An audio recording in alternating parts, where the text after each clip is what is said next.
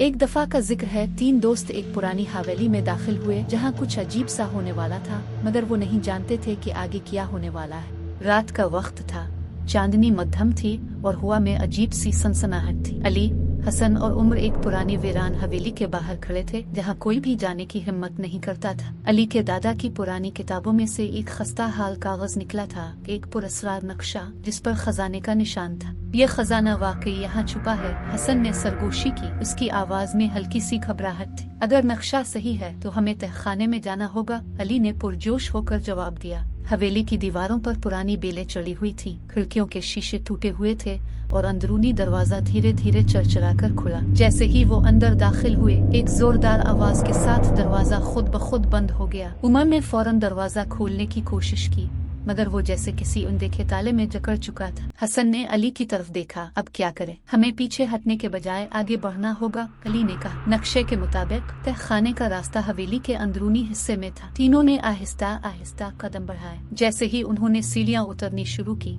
हर कदम के साथ फर्श चरचुराने लगा, जैसे कोई सरगोशी कर रहा हो। अचानक एक दीवार पर लगा चिराग खुद ब खुद जल उठा और सायादार रोशनी में जमीन पर एक दरवाजा नजर आया। यह खजाने का दरवाजा होगा, हसन पुरजोश हुआ। उन्होंने दरवाजा धकेला और जैसे ही अंदर दाखिल हुए, एक पुराना लोहे का संदूक उनके सामने था। अली ने आहिस्ता से ढक्कन खोला और अंदर सोने चांदी के सिक्के चमक रहे थे। लेकिन जैसे ही हसन ने जल्दी से एक सिक्का उठाने की कोशिश की, पूरी जगह हिलने लगी। फर्श पर जाले बनने लगे और दीवार पर खुदे पत्थरों में से एक चेहरा उभरा। वो चेहरा बोलने लगा, जो लालच करेगा वो कैद हो जाएगा। हसन खौफजदा हो गया, लेकिन इसका लालच काबू में ना आया। इसने जल्दी से एक मुट्ठी भर सिक्के उठा लिए। अचानक पूरा कमरा तारीकी में डूब गया।